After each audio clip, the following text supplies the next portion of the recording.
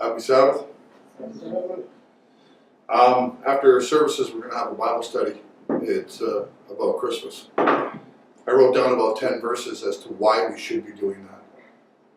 Right? And in Timothy, it tells us to be prepared to give an answer to those that inquire. And it's part of defending our faith.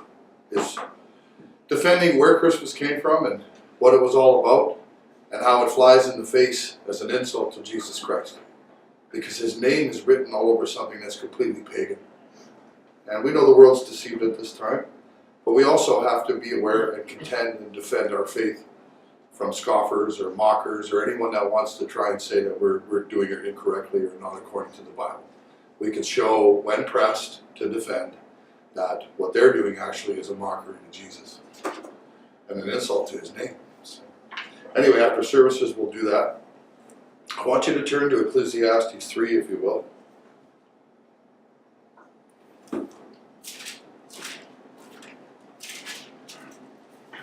Ecclesiastes chapter 3. It is the season, like they say, but it is the season for a lot of things. A lot of things come out at this time of year for a lot of people. For some people, it's a very hard time of year. Some of them spend time away from their families, and it reminds them of sad things. It doesn't remind them of things that are good. So they dread the season that's coming because they're reminded of it because everybody else is with their family. Not everyone has had that privilege, and I've met people like that, and it's hurt them deeply. And with their help, they need to overcome it.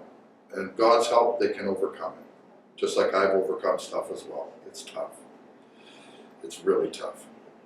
Anyway, in Ecclesiastes 3, this speaks to some of this.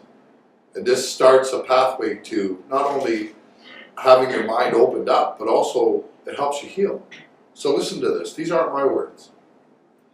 In verse 1 it says, "There is a time for everything, a season for every activity under heaven." There's a time to be born, we know that, and a time to die. We become aware of that as we grow older. A time to plant and a time to uproot. Now that is something that is hidden from a lot of people. A time to kill. What? And a time to heal. Okay? A time to tear down and a time to build. A lot of people would have a big problem with King David. But King David went out and defended his country. And he slew a lot of people. But he was a man after God's own heart. And God loved him. And God showed himself to him. And some of his writings are very deep and very spiritually insightful. So judge how you will, but be careful. A time to tear down and a time to build. A time to weep and a time to laugh. These are the experiences in our life. A time to mourn and a time to dance. A time to scatter stones. What does that mean? And a time to gather them. A time to embrace and a time to refrain, to be separate. A time to search. What is that? And a time to give up. A time to give up. A time to keep and a time to throw away. This is very, very powerful stuff here. A time to tear and a time to mend. A time to be silent and a time to speak. A time to love and a time to hate. Imagine that. These are words in your own Bible. A time for war and a time for peace. And then he comes on with this observation, and some of it gives insight into what he just spoke. Don't forget who's speaking here. It's the Holy Spirit, but it is this very wise man. What does the worker gain from his toil? What do you gain from all of your going to and fro and your working? I have seen the burden. Wow, the burden that God has laid on men. He has made everything beautiful in its time. Sometimes we need to stop, like they say, and smell the roses. We need to see the beauty that he's written into these things. My brothers reminded me of these things. He has also set eternity in the hearts of men. What does that mean? He has also set eternity in the hearts of men, and yet, in opposite to this, they cannot fathom what God has done from beginning to end. There's a lot more scriptures that show light on this. I'll turn quickly to Ecclesiastes 7, just to show you what I mean. There's so much that you can understand, but really, it's up to God to open it to your mind. Right? So to speak to what was just written here, right? He has also set eternity in the hearts of men, and yet they cannot fathom what God has done from beginning to end. And this confrontation occurred in Job. And God asked Job, where were you when I laid out the foundations of the world? Who are you? And then Job realized to whom he was speaking to. But in Ecclesiastes 7, verse 29, it says, this only have I found. God made mankind upright, but men have gone in search of many schemes. In other words, God planted in man and a woman to feel a certain way and to be a certain way. And everything comes from the heart. That's why we're told to guard our hearts. But that's why also we are explained that our heart is deceptive above all things. Who can understand it? So something's been planted in us that is almost beyond us. But it compels us. And by what we store up in that safe or that emotional safety deposit box, that's what we're going to be judged on.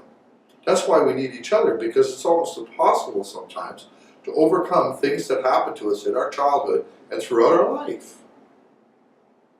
We need each other to figure this out. This is way beyond us. Otherwise, we're left disillusioned, unable to get around those obstacles, and we feel terrible.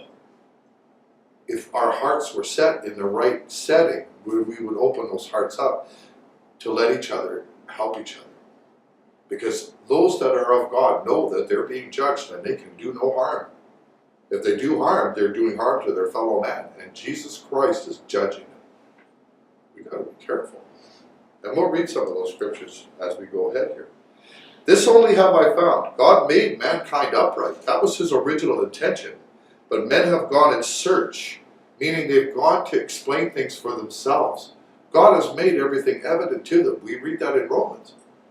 He's revealed himself by what has been made. And my brother brought that to my attention several times. Look at creation. Look at the beauty and the interaction of the animals. Open your eyes. So I look, and you could see God underwritten in the way that the flora and the fauna are on this planet.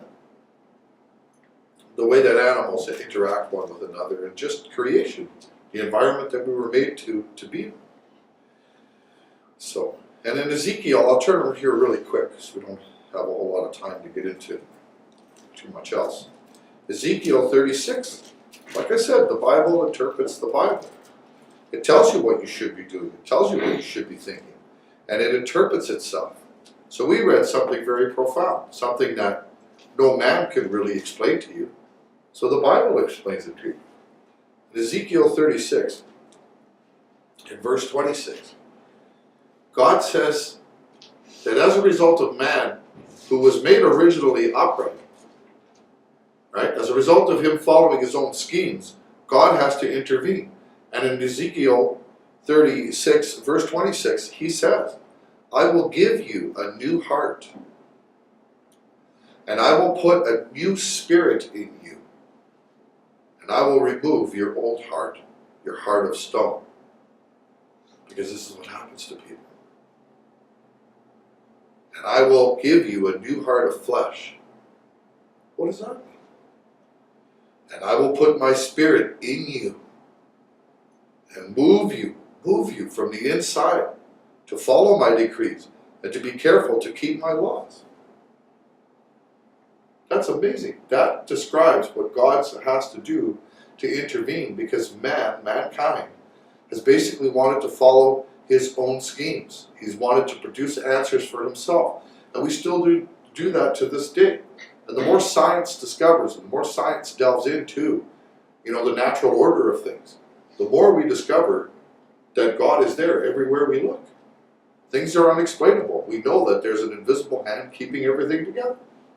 They even call a particle, the God particle, because they can't explain what holds everything together. Because to their minds, they've come to a dead end. They've tried to search, but they cannot understand God from beginning to end. And that's what Ecclesiastes says. He has also set eternity in the hearts of men. Right?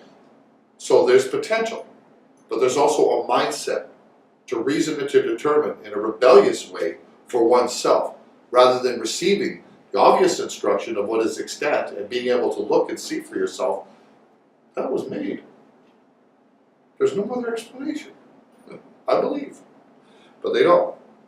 And it says that, yet they cannot fathom, they cannot understand in Ecclesiastes 3, verse 11.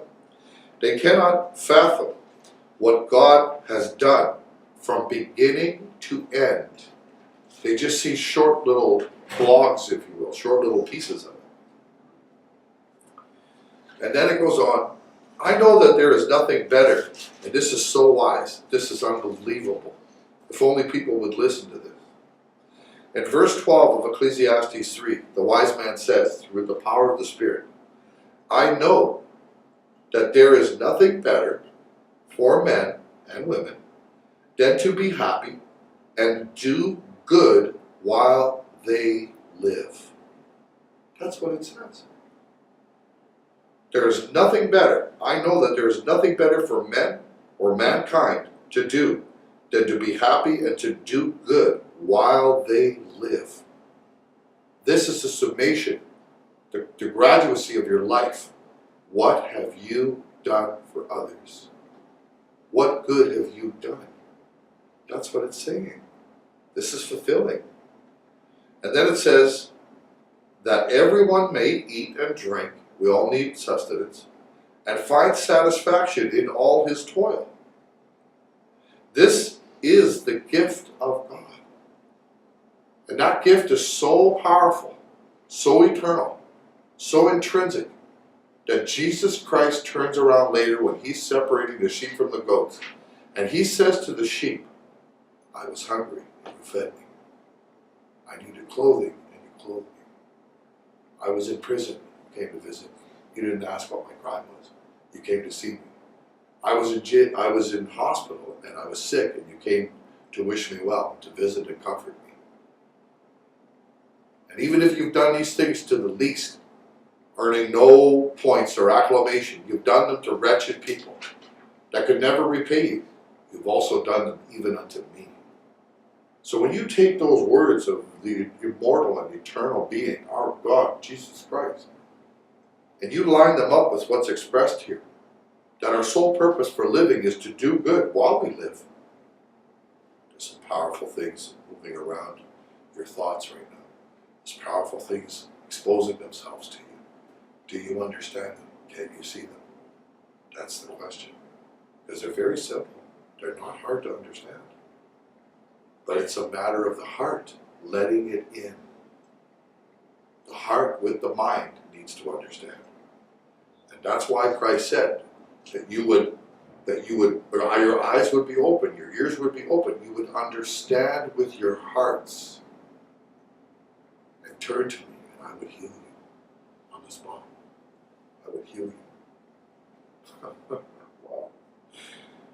So he says that everyone may eat and drink and find satisfaction in all his toil. This is the gift of God if these conditions are prevalent in your life. I know that everything God does will endure forever.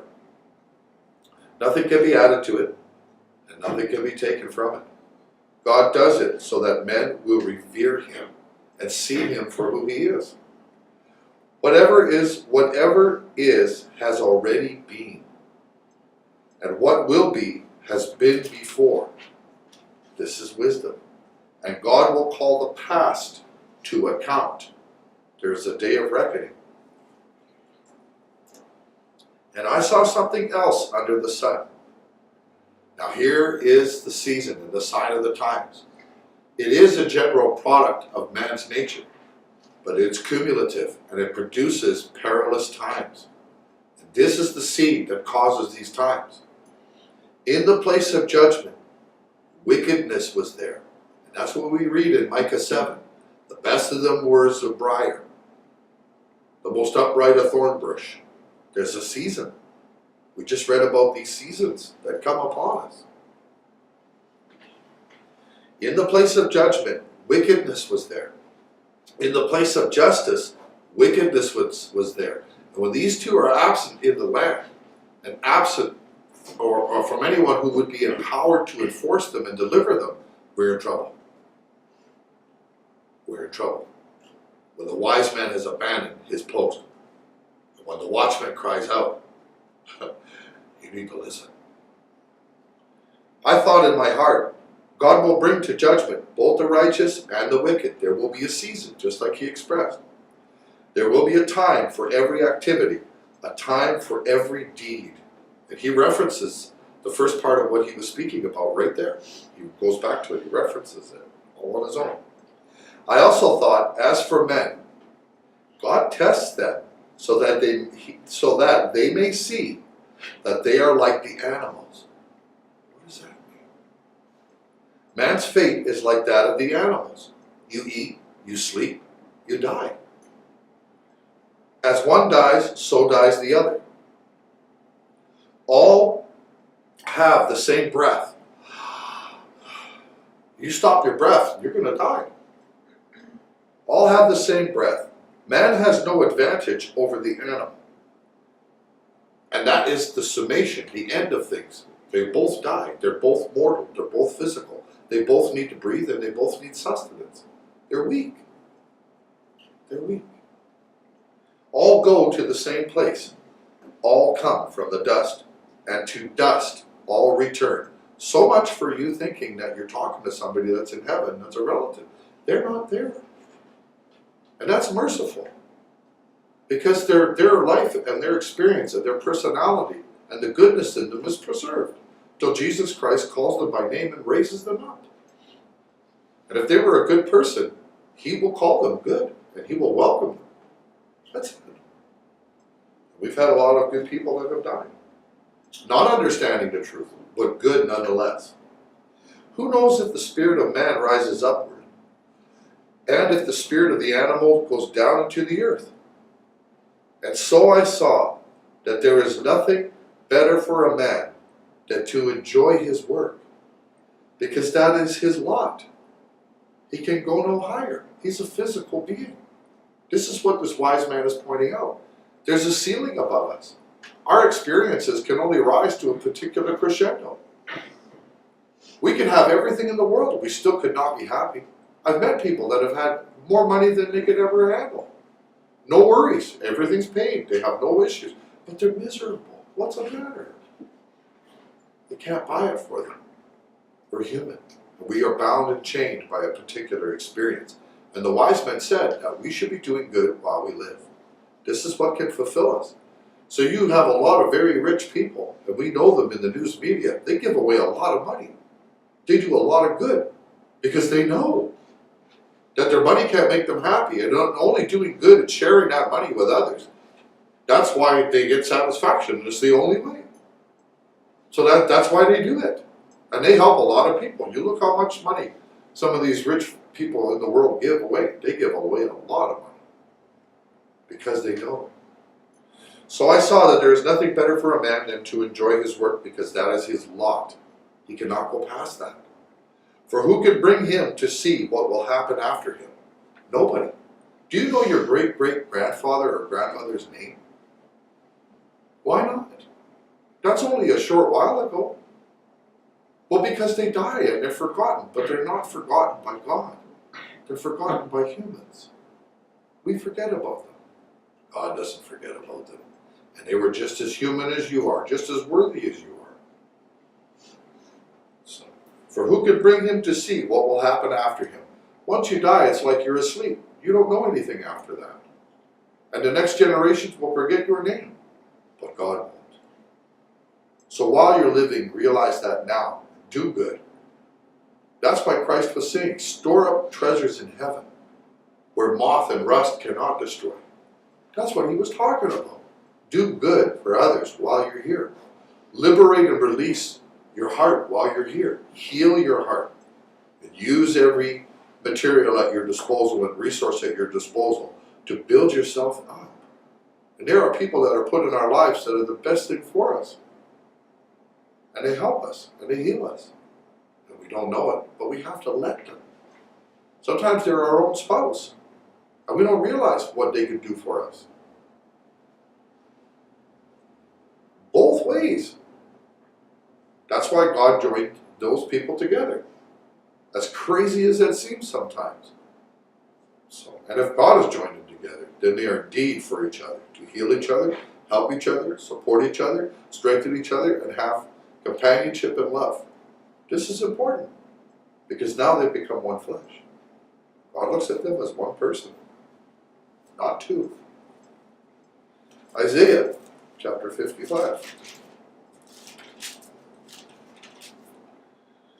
and verse 10. Now this is very, very powerful. A lot of what we're reading is just amazing stuff. And this is God speaking here. Isaiah 55 verse 10. So God wants you to understand something now, and he says, just as the rain and the snow come down from the heavens, right? We see that, we know that. And they do not return to it. That's ridiculous. They fall on the earth and they remain there. And they do not return to it without watering the earth. Right? So even back then they understood evaporation. That's what he was explaining. And making it bud and flourish, so that it yields seed for the sower and bread for the eater. Now here's a mystery. But it's not a mystery at all. Listen to it. Just as, so he's trying to give you a comparison.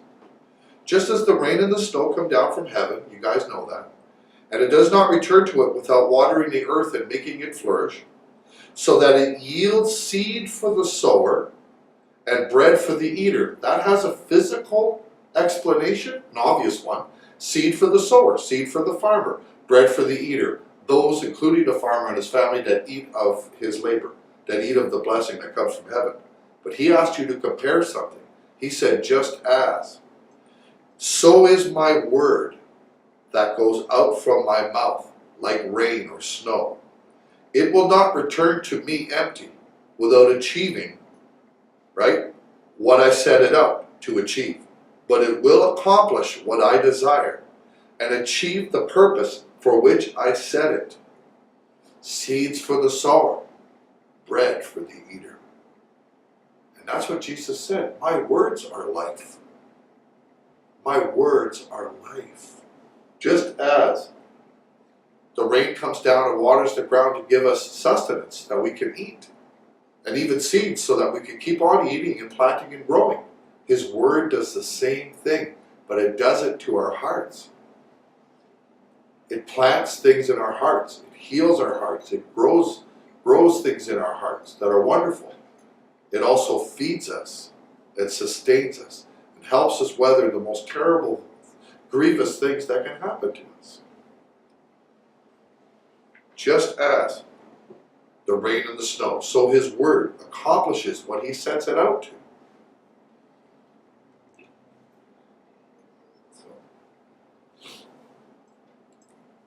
Daniel chapter 2.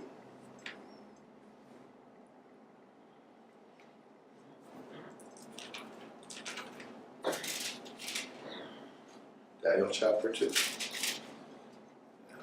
verse 20. Now this is when Daniel and the wise men, Daniel was a captive, he was captive by King Nebuchadnezzar. The Jewish nation rebelled against him, and Nebuchadnezzar finally smashed down Jerusalem and took them captive. And anyway, he had a dream, and he compelled all of these special people that he had in his employ, in his service, to tell him what he dreamt. And no one, of course, could do that. I can't tell you what you dreamt last night. That would be something that would have to be revealed to me. I'm only human. I can't tell you that. But that was the challenge that the king put up. And he said, if you can't tell me what I dreamt, and then interpret it for me, you're all dead. I'm going to have you all put to death. So that's what was at stake. Finally, the dream was revealed to Daniel, and this what Daniel said in his words of appreciation back to God is so revealing. Listen to this. So, during the night, in verse 19, just to back it up for some context. During the night, the mystery was revealed to Daniel in a vision. And then Daniel got up and he praised the God of heaven, and he said, "Praise be the name of God forever and ever. Wisdom and power are his. He changes times and seasons." Wow. He sets kings and he deposes them. So our leaders are allowed to be our leaders. He gives wisdom to the wise and knowledge to the discerning. He reveals deep and hidden things. He knows what lies in darkness. Right? And light dwells with him. Remember what it said in John about the light that came and dwelt among us. That light was the life of men. And I thank you and I praise you, O God of my fathers. You have given me wisdom and power. They've come from God. You have made known to me what we asked of you. You have made known to me the dream of the king. Wow. Wow. That's amazing stuff. If we go to John, the Gospel of John, chapter 12.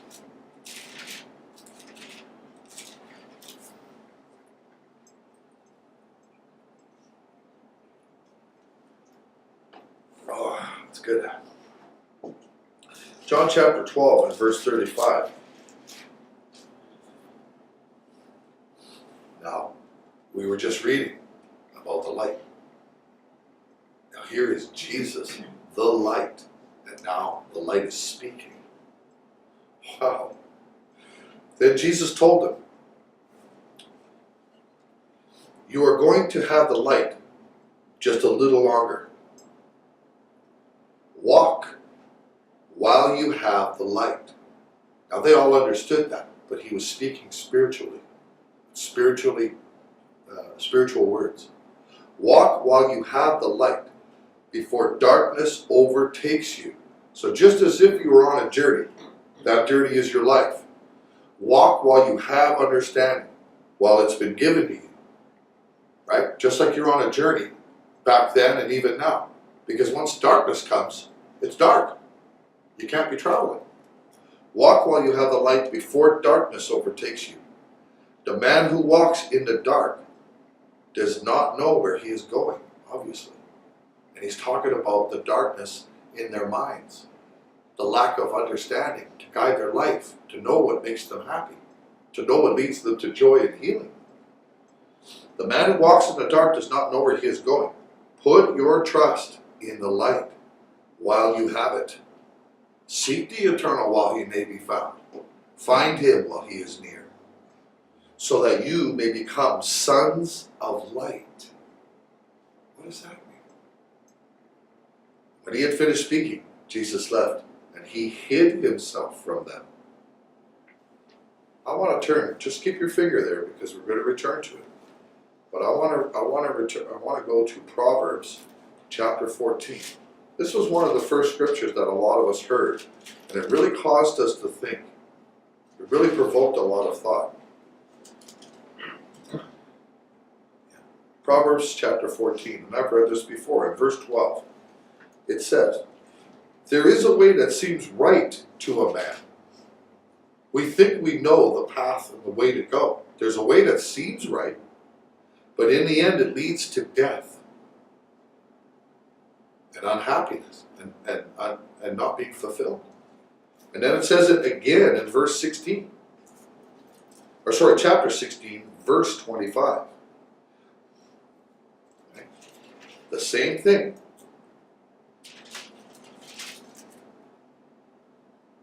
There is a way that seems right to a man. And then it expands a little bit. But in the end, this way that seems right to us, it leads to death.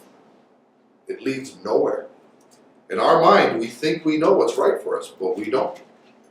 We need to be guided by our God, by understanding. by those that God has given to us. In Proverbs chapter 21, just a little bit ahead here, verse 2, it really nails it. It says, all a man's ways seem right to him, but the Lord weighs the heart. You see, without the Lord's direction, your heart collapses. It deceives you into thinking that you're leading your path in the right direction. But what happens is you die miserable and unfulfilled because you're not allowing yourself to be led by forces that are higher than you, by forces that have created you and understand you and have set a governance above you and made a role for you, you as a man, made a role for you, you as a woman. Absolutely. But when you don't reside within the confines of instruction, you're doomed. There's a way that seems right to you, but it just leads to death. It leads nowhere. Why do we want to be wasting our lives and our time? We just read in Ecclesiastes that we have to be doing good to others. This is the way that we are fulfilled as physical beings. Outside of that, there's nothing else. You can't live by the way of get for yourself and be happy.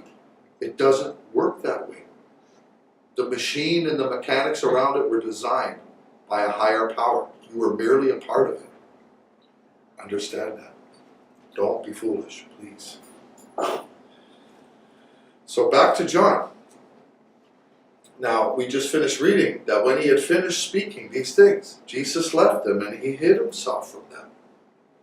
Verse 37, and this is amazing stuff. This tells you what we're confronted with.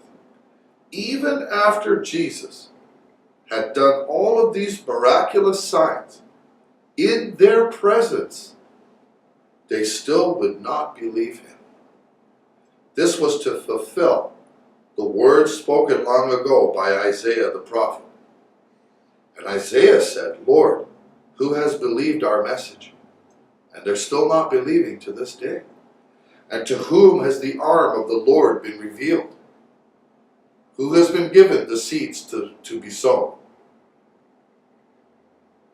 Who has the arm of the Lord been revealed? Who knows his will?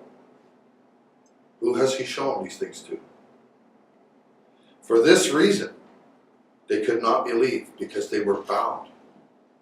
Because as Isaiah says elsewhere, he has blinded their eyes and deadened their hearts, so that they can neither see with their eyes nor understand with their hearts, nor turn, and I would heal them. Wow. Isaiah said this because he saw Jesus' glory and he spoke about it. Boy, did he ever. And yet at the same time, many, even among the leaders, believed in it. But because of the Pharisees, because of the cares of this world, they would not confess their faith for fear that they would be put out of the synagogue.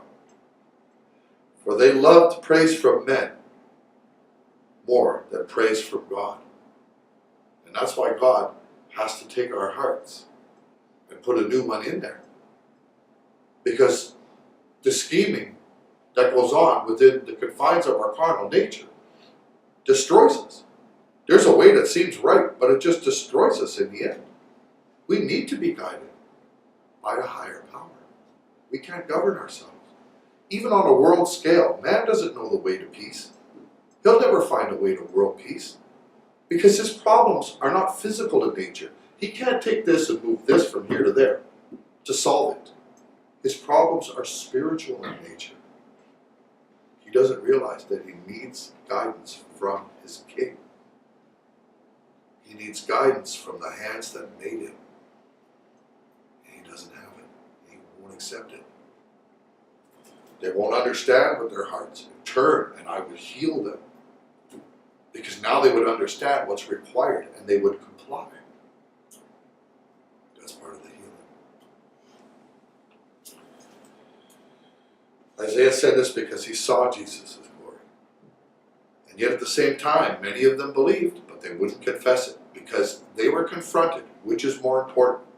your current physical state, the material world that you've surrounded yourself with, or Jesus Christ and your spiritual freedom and your fulfillment as a human being? No.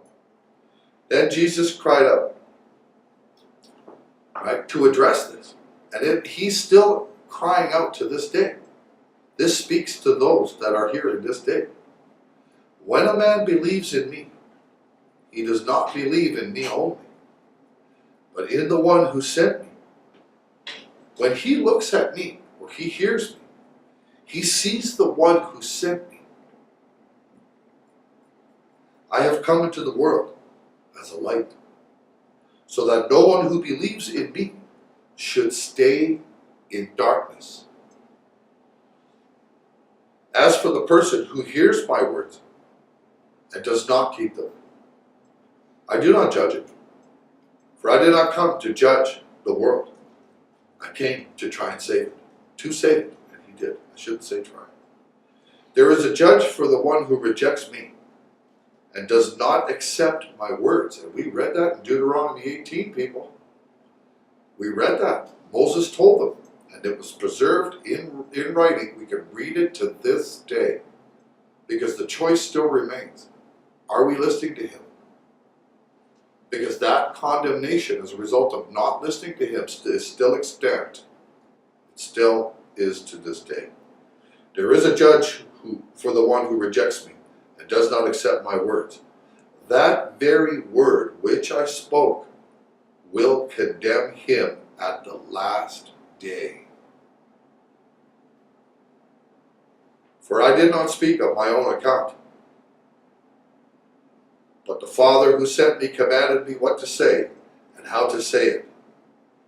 I know that his command leads to eternal life. So whatever I say is just what the Father has told me to say. And when you go to Deuteronomy, we've read this a million times, you read that, the words of Christ, and then you read this, Deuteronomy 18, and a lot of people know it very well. Or do they? Because this same judgment will come upon you and me, anybody. Listen, verse 18 of chapter 18. I will raise up for them. That's why Christ said, I haven't come to condemn it, I've come to save it. I will raise up for them a prophet like you, humble, contrite, serving. Look at how Moses served. His father-in-law had to come and tell him, stop wearing yourself out. You're going to kill yourself listening to these people and their complaints and adjudicating for them. Appoint others like you. Take the load off. You're going to kill yourself. I will raise up for them a prophet like you from among their own brothers. And now the words of John the Baptist come to mind. There's one among you who you do not know, whose sandals I'm not even worthy to untie.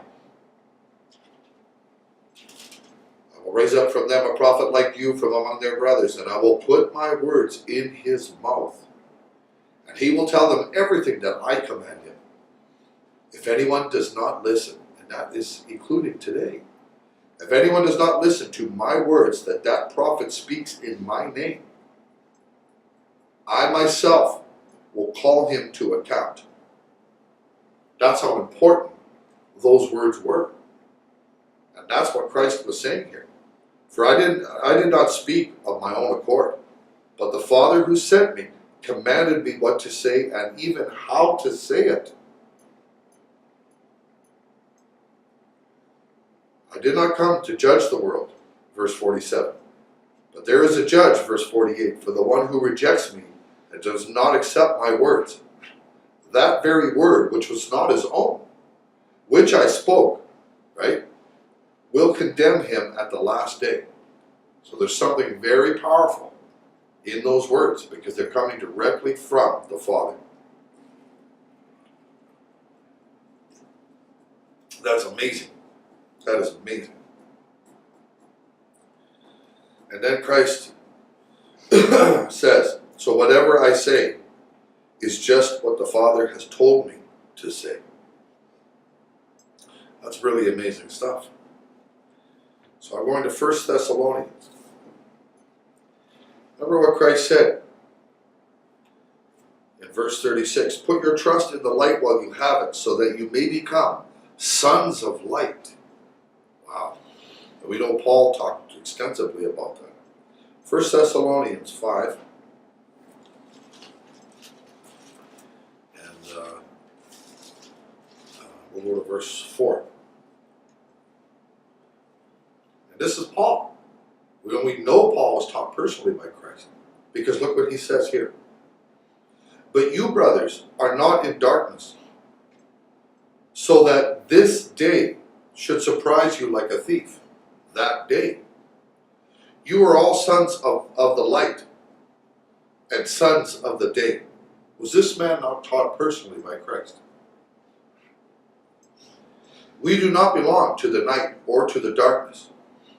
So then, let us not be like others who are trapped, thinking that they know the right way, but the end of that way only leads them to death, just like we read in Proverbs.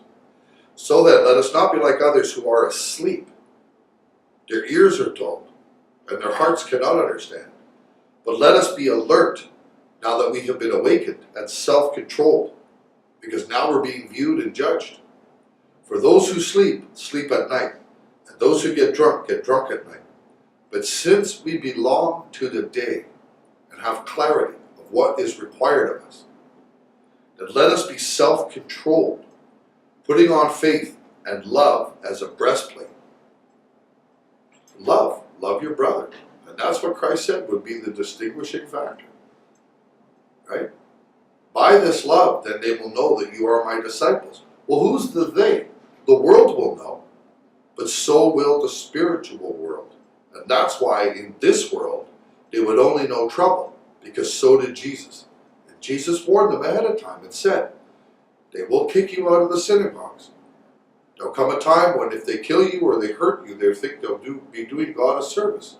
Why is doing God a service, or some kind of pseudo-religious belief, subjected and substituted in there? Why can't they just be pagans that hate Christians?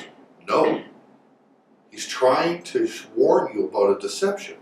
They'll think they're doing God a favor. So there's a counterfeiting here. There's a deception here. Right? And he's warning us ahead that as soon as you understand and you walk in the light, you are no longer a part of this world. And the world loves its own, but it will hate you. And we've read those scriptures for many weeks. I've planted them there. Many, many weeks we've read those scriptures. You should know them immediately. Don't be surprised if the world hates you, because it hated me first. That's what Jesus said. And Paul says, putting on faith and love as a breastplate, and hope of salvation as a helmet. Because you walk in the light and have awareness. You're also aware of the things that come against you, because Christ's own mouth has warned you about it. You're aware of what you're struggling with. We wrestle not against flesh and blood. You have wisdom. You have understanding that nobody else has. Now you have to walk in it.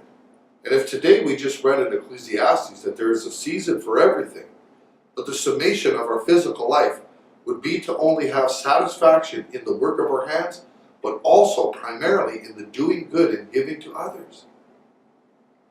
That's it. And if you understand that and practice that, you have found the key to life. Because Jesus Christ took those ones who were doers to the least of the brethren and gave them the kingdom. That's it. Because they had the heart to do it. Because they had love and faith that bound itself and intertwined itself with that love and fueled that faith. And they put that on. And the hope of salvation, that we would wait on our God no matter what station or circumstance that we find ourselves in, patiently, holding on until the end of our life, which isn't very long when you think about it. But in a condition of adversity, it can seem like 3 lifetimes. That's why they're telling you to be patient. That's why they're asking you in these scriptures to hold on. Because this could be a tough ride. But in Deuteronomy 18, way back then, you and I have just read this for our own selves. This wasn't to condemn. some Pharisees that were standing here and wouldn't put their faith on him even though the miracles were done. Those words were to come against anyone who wouldn't put Jesus' words into practice from then till now. Because those words come from the Father. We don't want to be standing there having known full well what was expected of us, but have decided in our own heart to not obey. That's not where we want to be. Believe me. That day will come. And you want to have stored up things. And have stored up things that your understanding has led you to produce. You've got to gain those talents. You've got to produce that crop. His word has been sown in you. It achieves the purpose that it's set out to achieve. And Jesus Christ illustrated that no better as a master teacher than when he gave the parable of the sower. And that ties in with Isaiah. My word goes out from me and it achieves the purpose that I set it to. It doesn't return to me empty. Matthew 24. Matthew 24 and verse 4. We were here a few weeks ago.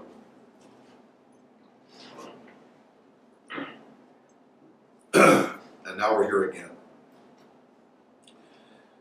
Matthew 24 verse 4. The disciples had come to him privately after he had explained to them that there wouldn't be one brick left on top of another of that temple. And that's what Jesus said. So they were worried about it. And they came to him and they asked him, when will this happen and what will be the sign of your coming? The first words, like we were remarking a few weeks back, out of Christ's mouth. Jesus answered, watch out that no one deceives you. Those are the very first words out of his mouth when he's pressed to answer this question.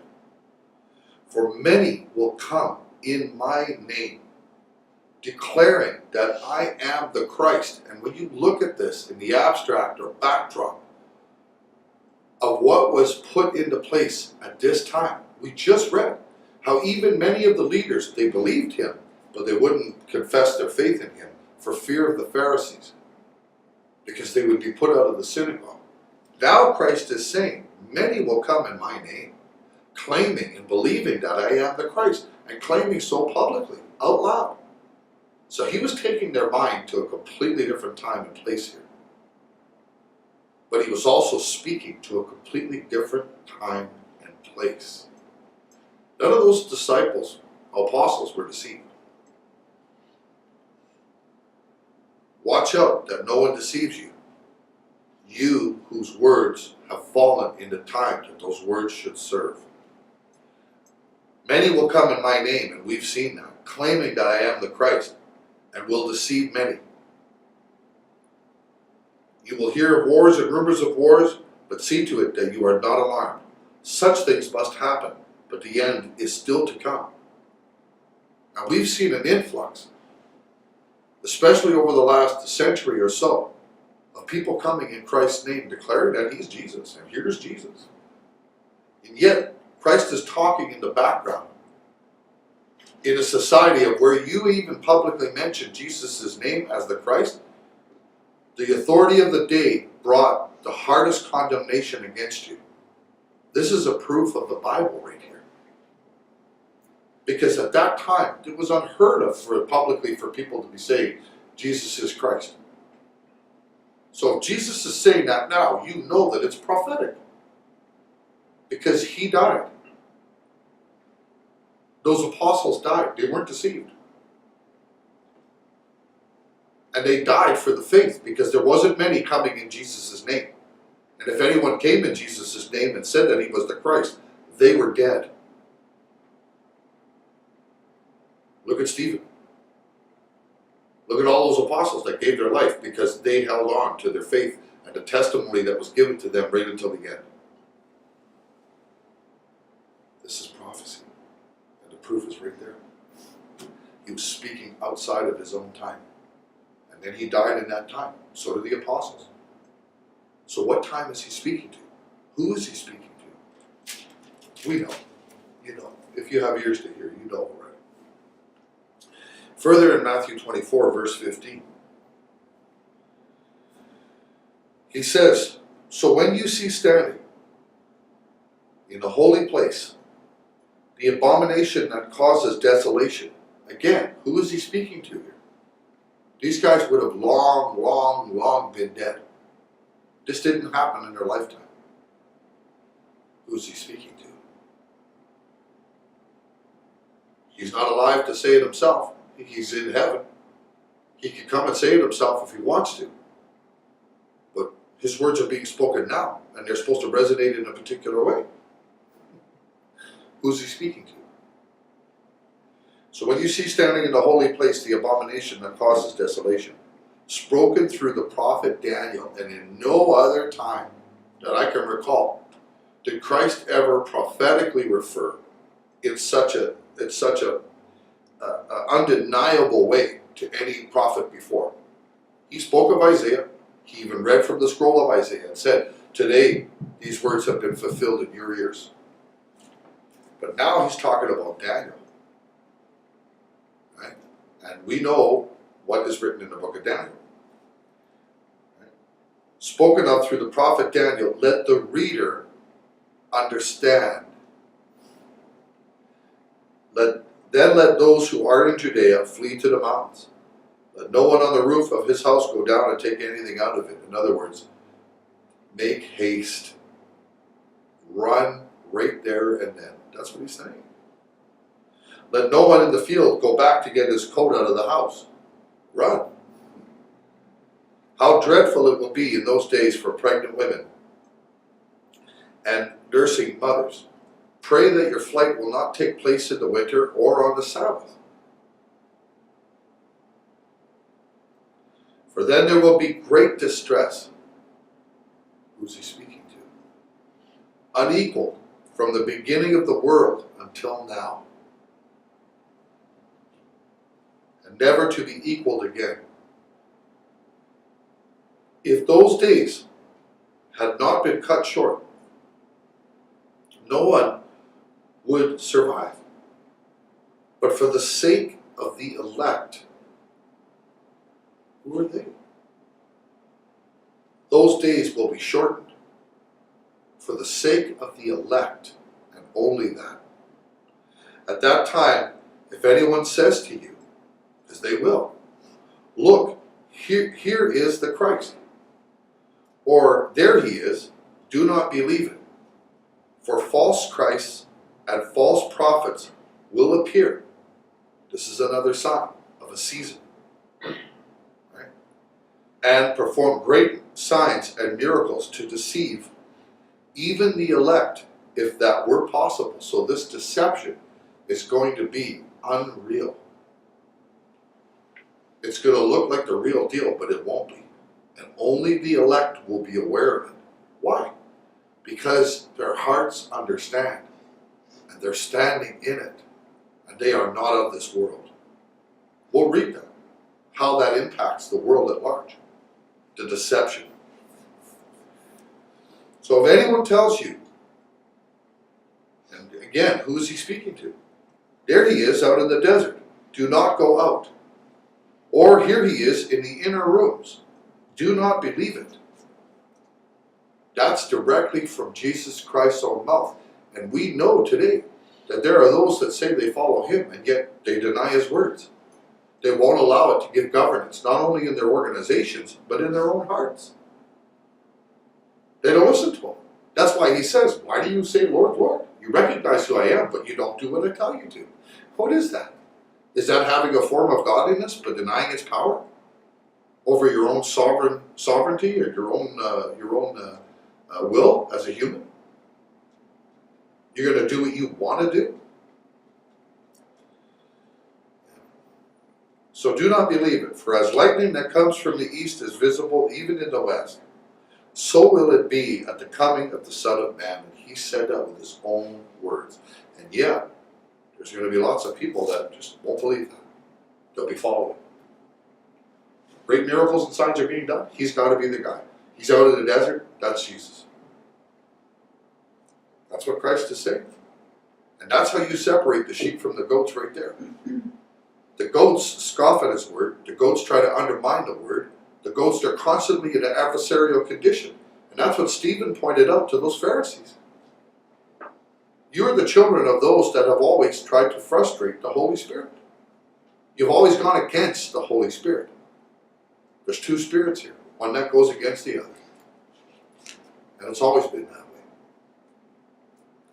Wherever there is a carcass, there the vultures will gather. That's what I just tried to point out to you. Wherever there's a carcass, there the vultures will gather. Immediately after the distress of those days, the sun will be darkened, and the moon will not give its light. The stars will fall from the sky, and the heavenly bodies will be shaken. At that time, the sign of the Son of Man will appear in the sky, and all the nations of the earth will mourn. They'll mourn.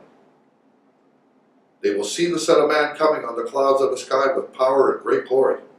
And he will send his angels with a loud trumpet call, and they will gather his elect from the four winds, from one end of the heavens to the other. That's everybody that's died in the faith. Now learn this lesson from the fig tree.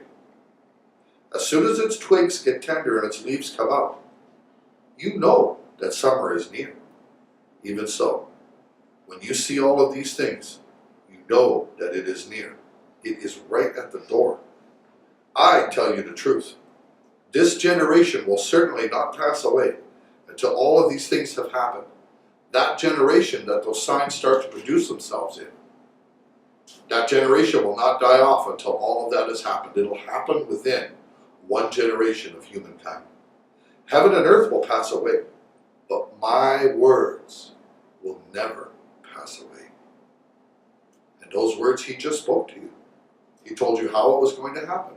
He told you what to watch for. He told you where you should be. He told you what to believe. And the first words that came out of his mouth, those words that will never pass away, was let no one deceive you. Because the deception is going to be so strong. What did Jesus Christ do when he was here? What did he say? Can anyone tell me that? What did he do? What did he say? What was his point? He told his disciples to walk in love. And he said, by that love that you have for one another, the whole world will know that you are indeed my disciples, that you indeed follow me, that you come from me, and that I've sent you. They'll know that you're mine. And we've been talking about things that are a true bread of life. Examining our hearts. Not being idle. Bringing our talents to bear so that the body of Christ is edified. Learning how to walk in love one with another. Learning how to overcome. All of these things. And more. These are the testimony of Jesus Christ. That's what he did, and that's what he said while he was here. And yet the whole world doesn't understand that. They have a message, their own particular brand about Christ, but yet they don't know him. And that's what Christ addressed when he gave the parable of that king that was returning to separate the sheep from the goats. Just like a shepherd. And those that were the goats said to him, well, we've done this in your name, or we've done that in your name. We've done many miracles in your name. He says, I don't even know you. Who are you? Get away from me, you evil doers. You evil doers. That's what it was about. It was about the doing. Not that it qualified you or graduated you into anything. Salvation is a gift of God. Because the law demands that we all find our death. That's the penalty for sin. It says so right in this book. The wages of sin is death. That's it. There's a way that seems right to a man, but in the end of those ways is the ways of death. You're dead. You're done. The only way that you can have any life after that is through a process of forgiveness, of redemption, of reconciliation. That is your salvation. Then you can have life. But in the meantime, you also have an example from Christ and from the disciples of doing good. If it's in the capacity for you to do, then it also must reside and coincide with your will to do. And if it's not your will to do good to others, where's your heart at? What effect has he had on it? Is it damaged? These are things I ask myself. These are things I ask myself. Because that's where it starts, with you. No one can heal you but your God. And your willingness to want to be healed. And to let him in. No man can do that. No woman can do that for you. I keep saying that. We're all wretched. We all have to walk one step after the other. And if you think you're special, be careful. He called the weak and the wretched of this world. We need to lean on each other. We need each other. We've been brought together. We've been brought about to bring a message, just like a mustard seed in such a small way, with no power of our own, living one day to the next. So human, and yet so wonderful, because that is where he works. He doesn't work in the things that have majesty. They have majesty already. And he told that to the Pharisees when they confronted him. Why are you hanging out with these people? This garbage. He said, because I've come here to heal people. I've come here to call sinners, not the righteous or the self-righteous. When he had his feet washed by that woman, and she used an expensive perfume to anoint him, and she dried his feet with her hair, these men were thinking to themselves, if he only knew who was touching him. If he only knew that dirty woman was touching him, who was touching him. And Jesus said to the Pharisee, because he knew what was in their hearts, I came into your home. You didn't even bother to have anyone or to even offer to wash my feet, which was customary, especially if it was an honored guest. And yet this woman has come here and humbled herself, knowing that she's nothing, to anoint me, because she knows and believed that when I said I was going to die. And she's come to do something very beautiful to me. And yet you and all your wealth and your prestige and your power and all your pomp couldn't even offer to wash my feet when I came through your doorway. A man that you saw do miracles in front of your face. But you only had me in your house to give accolades to you, so that you could say Jesus came, the miracle worker came to my home. But you wouldn't even offer someone to wash my feet. And then this woman who thinks herself nothing but a piece of garbage anoints me. Wow. And now you want to judge her? Now you want to judge her? Wow. Anyway, we'll finish here in Matthew 18. Time to finish everything up. There is a perspective. There is truth, and then there is lies. And we're surrounded by so many lies. And that's what Christ said there would be. Matthew 18, in closing, in verse 3. Actually, we'll go right to verse 1, just for context. At that time, the disciples came to Jesus, and they asked him, who's the greatest in the kingdom of heaven? So, in response, he called a little child, and he had him stand among them. And he said, I tell you the truth. Unless you change in your heart, you become like this little children, you will never enter the kingdom of heaven. Therefore, whoever humbles himself like this little child is the greatest in the kingdom of heaven. And whoever welcomes a little child, and some of these little children are full-grown adults, they're innocent inside. They need to be healed. They need to be loved. They need to be called forward and helped.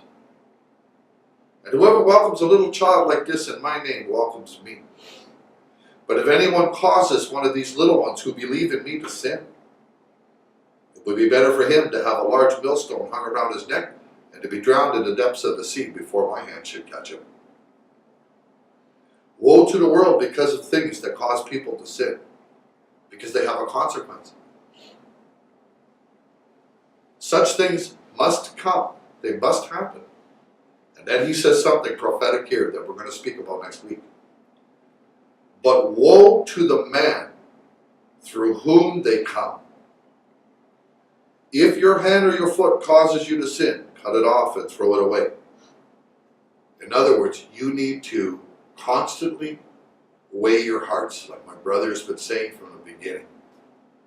You need to examine yourself in that moment, and I do that. I'm trying to do that more and more. As soon as you're going to lose it, you examine yourself and you think, am I being carnal right now, or am I being spiritual? And if you find yourself being carnal and having some really crazy thoughts going on, like my brother says, you need to pray immediately and ask for help and say, you know what? I don't want to feel this way. I don't want to think this way. Please help me. And that help will come. Woe to the world because of the things that cause people to sin, and woe through the man through whom they come. We'll speak about that. Right? And then he goes on to illustrate that. If your hand causes you to sin, throw it away. It is better for you to enter life maimed or crippled than to have 2 hands or feet and be thrown into eternal fire. And if your eye causes you to sin, gouge it out and throw it away. It is better for you to enter life with 1 eye than to have 2 eyes and be thrown into hellfire. See that you do not look down on one of these little ones. Verse 10. For I tell you that there are angels in heaven always see the face of my Father in heaven. What does that mean? For I tell you that their angels in heaven always see the face of my Father in heaven.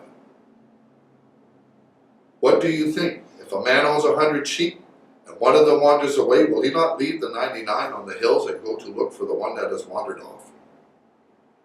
And if he finds it, I tell you the truth, he is happier about the 1 sheep than about the 99 he already possesses, that did not wander off. In the same way, your Father in heaven is not willing that any one of these little ones should be lost. So right there, if you are elect, if you have understanding, if he foreknew you, then you have those that protect you, that guide you, and that minister to you by his command. That's what it says here. For I tell you that their angels in heaven always see the face of my Father.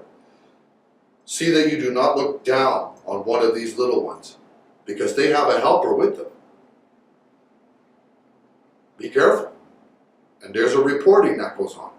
God Almighty won't be mocked. He's aware of everything. Your thoughts, your hearts, and everything. So the best we could do is open our hearts up to them. The best we could do is realize that those that have been placed in our life have been placed there for a reason. We need to take full advantage of them. And open our hearts to our God and allow him to come and to heal us. Because these days that are coming now, there is a great deception coming, and you need to be grounded. You need to have surrendered your hearts to God long before that, because you will be deceived. Thank you.